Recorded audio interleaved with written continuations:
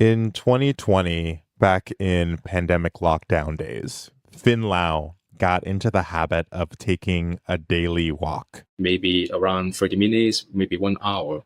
And then I simply walk along the river. The River Thames. Finn Lau is a Hong Konger, and he was living in London. Out for a walk when... All of a sudden, I realized that there are 3 people. And then they seems to be following me. They were well covered in face masks, hoodies. I couldn't see their faces. Now, if you're an East Asian man walking alone in London and you're being followed, it could be A, your imagination, B, thieves, C, racist thugs, or D, agents acting on behalf of the Chinese government.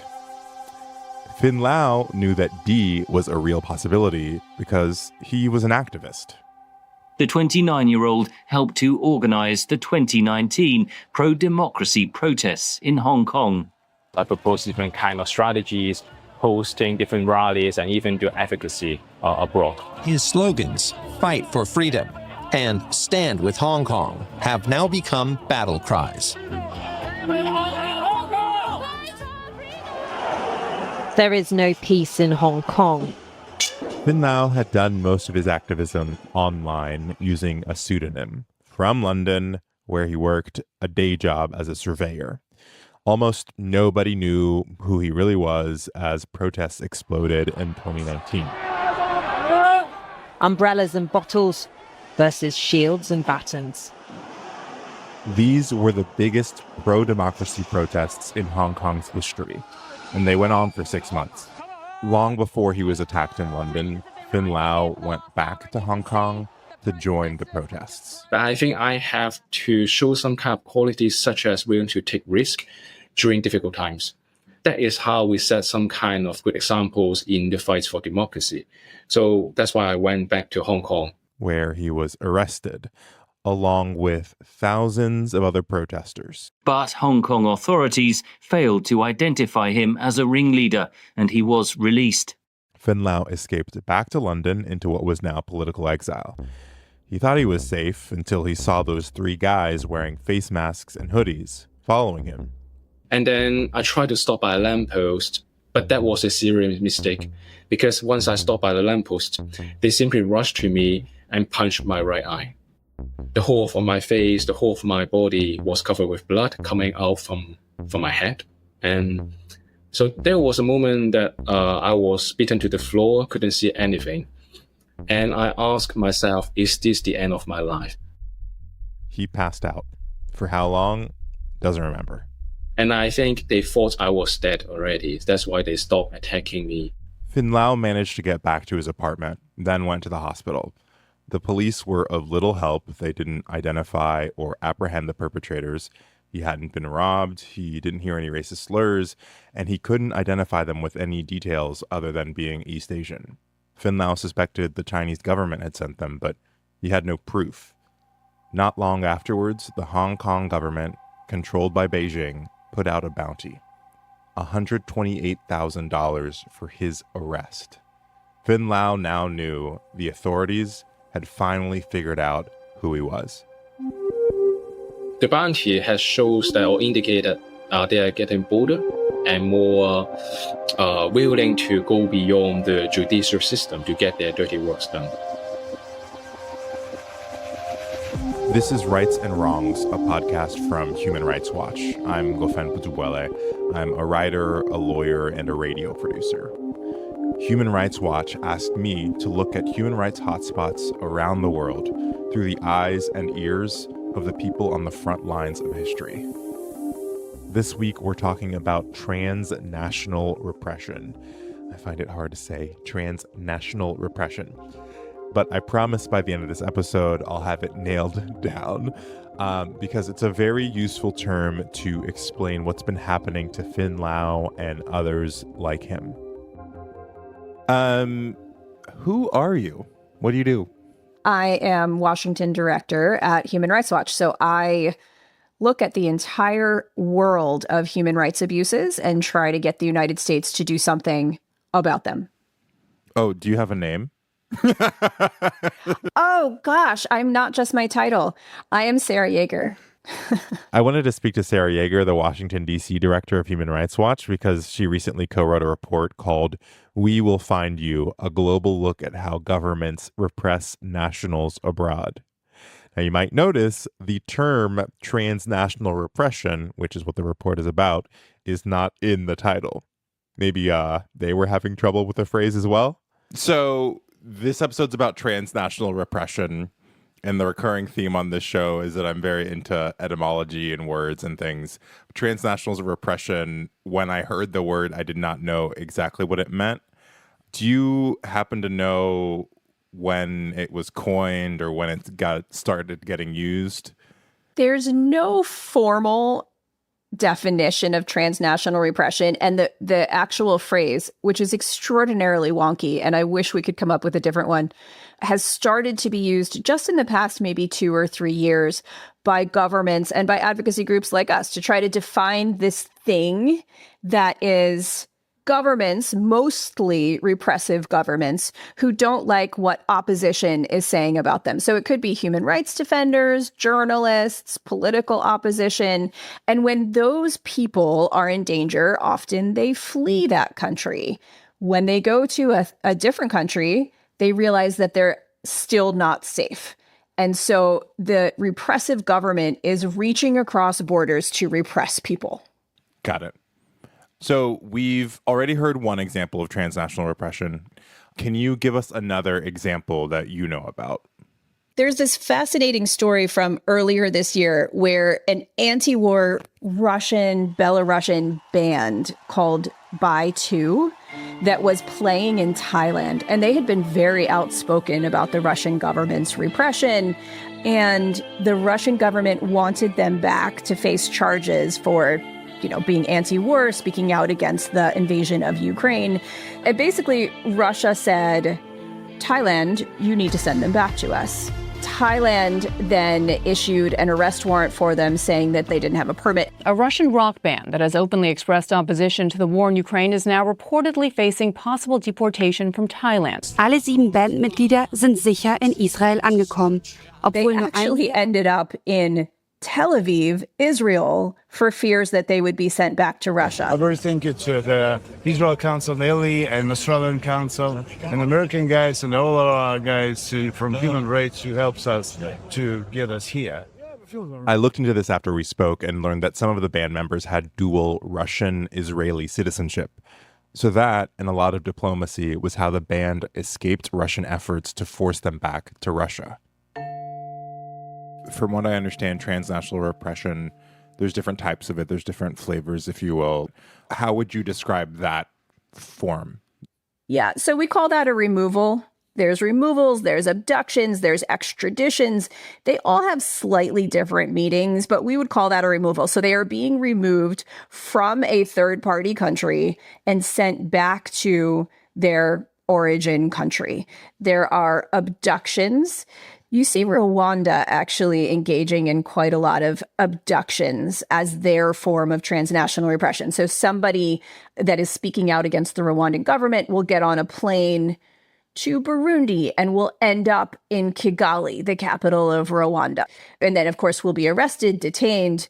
There are these removals with Interpol. And Interpol is maybe an acronym that not a lot of people understand. Interpol, that's the International Criminal Police Organization. It's based in Europe. It's not a police force, but rather it is a place where governments can send in arrest warrants. So Government X says, hey, Interpol, we are looking for this guy who did this thing.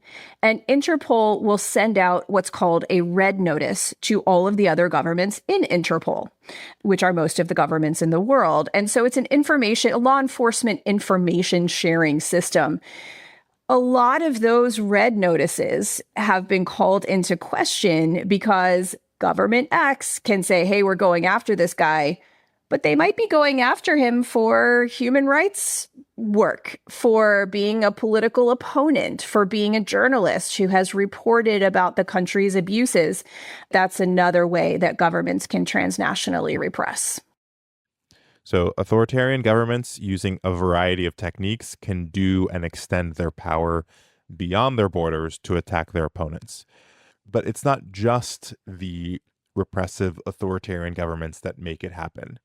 It takes two to tango. It requires another government to say yes, or to look the other way, or even to just not know about it. That's what happened this past year in the United States and Canada, where members of the Indian government issued assassination orders for Sikh separatists, Sikh being S-I-K-H, who were living in the United States and Canada. This yellow circle marks the spot where the father of two was murdered in June, allegedly by two gunmen connected to the Indian government. There was an investigation by both Canada and the United States. Last week, the Canadian Prime Minister said he believed India was behind the killing. Any involvement of a foreign government in the killing of a Canadian citizen on Canadian soil is an unacceptable violation of our sovereignty. That is transnational repression.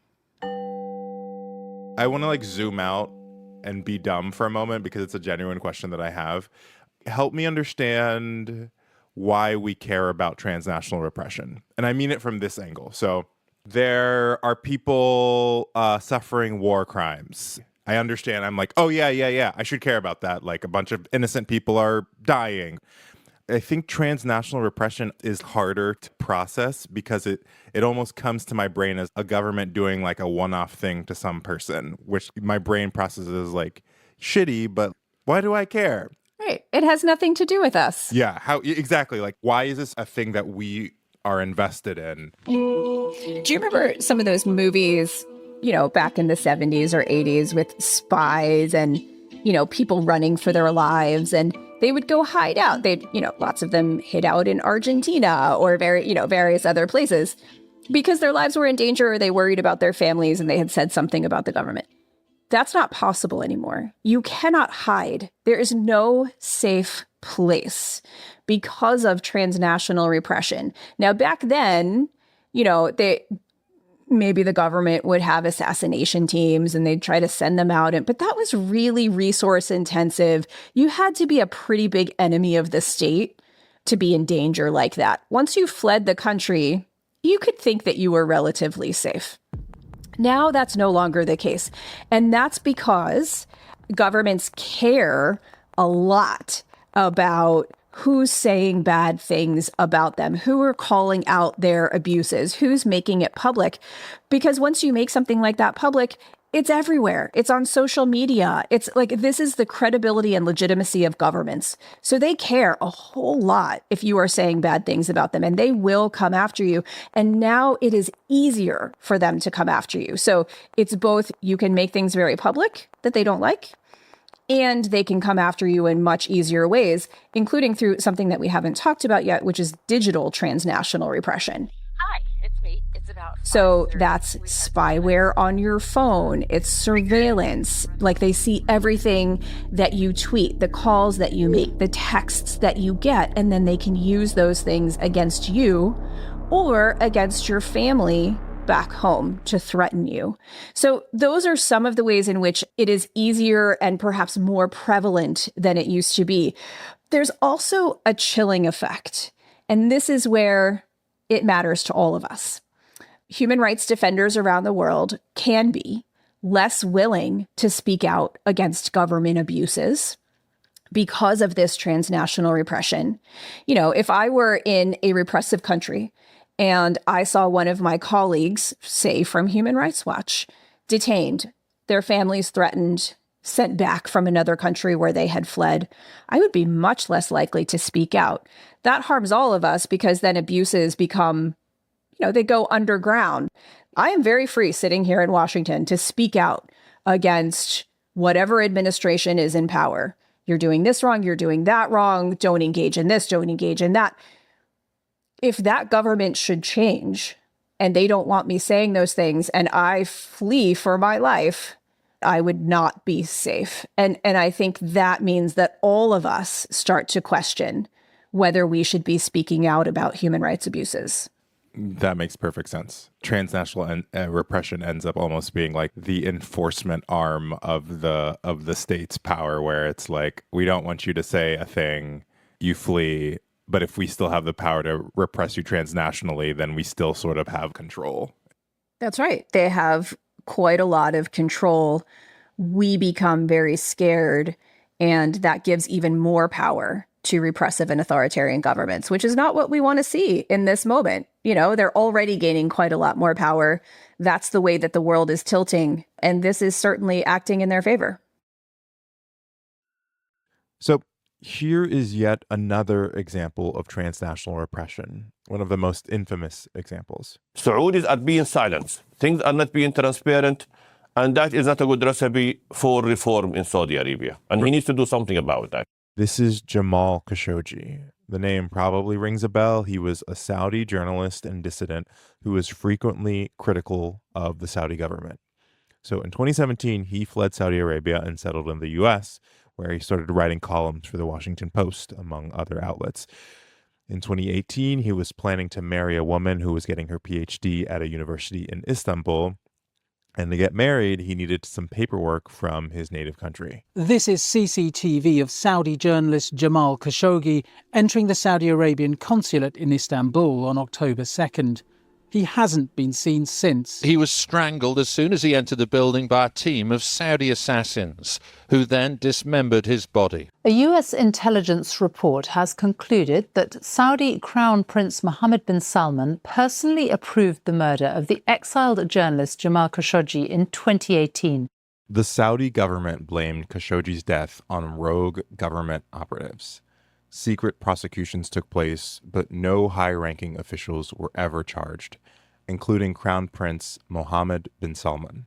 Khashoggi was, in fact, murdered and dismembered, and I believe in the order of the Crown Prince. When he was a candidate in 2020, Joe Biden promised to treat the Saudi kingdom as a pariah because of the Khashoggi killing. But a few years later, when he was president, the president's goal is to reset relations and convince the kingdom to pump more oil to bring down fuel prices in the United States. Biden was photographed fist-bumping with Mohammed bin Salman on a visit to Jeddah, all of which leads to a big question for Sarah Yeager. What's stopping the world? Like, what's the hindrance from doing a better job at kind of regulating or responding to transnational repression and protecting exiles from their home governments? What's the impediment or like the challenge? It's a really challenging issue, this transnational repression, because it comes in so many forms. So you've got a government response, let's say, to assassinations. You also need a government response to the consular services and a government response to extradition and then Interpol. And they all look a little bit different. There's also a real question about, and this is what I'm very worried about, and I think why some governments have been reticent to go full force into addressing transnational repression.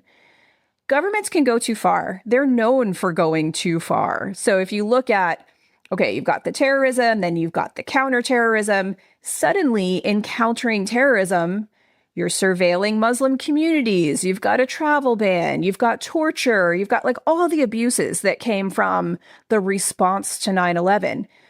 That could very easily happen with transnational repression. And so there's a balancing act between, for example, knowing that surveilling communities that might be in danger.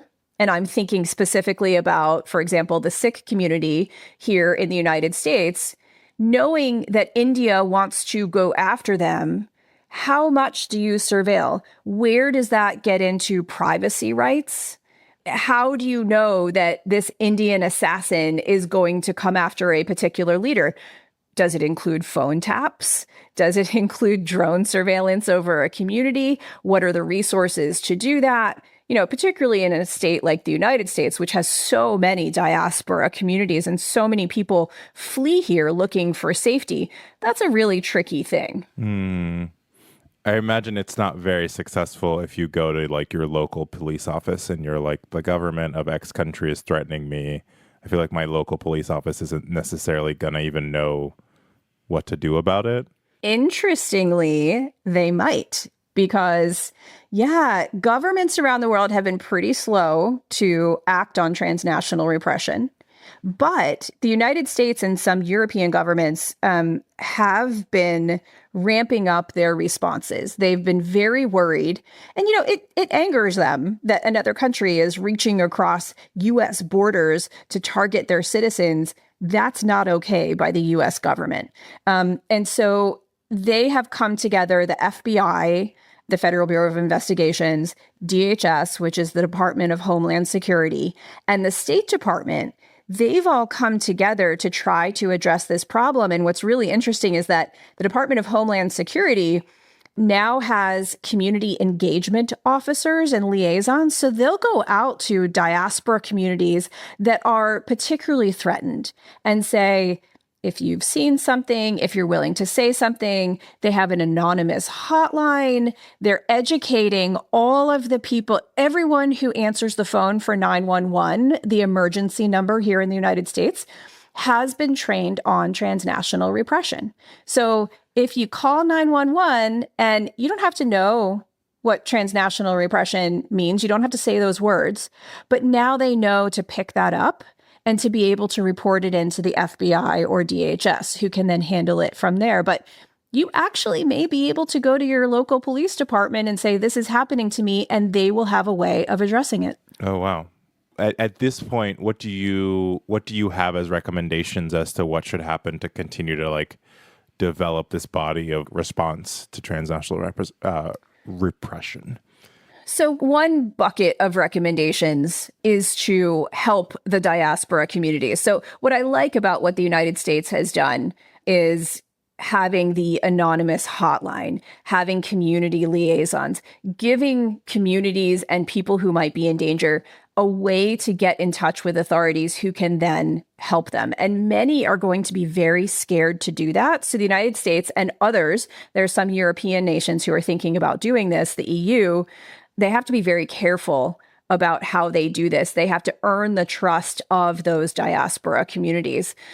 The second bucket is about diplomacy, and this is more difficult because let's say that Saudi Arabia is transnationally repressing dissidents, and it is. The United States is currently thinking about or trying to get past a Saudi defense pact. So getting closer to Saudi Arabia, not being as willing to condemn Saudi abuses domestically. And what are they going to go say about Saudi transnational repression? It's possible that the Secretary of State will sit down with Mohammed bin Salman and say, hey, get your hands out of the United States. Don't do that here. And probably he will. But if it happens, the U.S. now has so much else that's at stake that has to do with big geopolitical issues that it's possible a lot of these repressive governments can continue to get away with what they're getting away with. And so that's where it requires nations that have transnational repression happening inside of their borders. They've got to get a backbone and they've got to prioritize this. As I mentioned earlier, there's a Human Rights Watch report on this topic. It's called We Will Find You, a global look at how governments repress nationals abroad. And you can find it at hrw.org. You've been listening to Rights and Wrongs from Human Rights Watch. This episode was produced by me and Curtis Fox. Our associate producer is Sophie Soloway. Thanks also to Ife Fatunase, Stacey Sullivan, and Anthony Gale. The archival clips in this episode are from Sky News, Deutsche Welle, The Voice of America, ABC News Australia, and Al Jazeera. I'm Gofen Putubwele. Talk to you again in 2 weeks.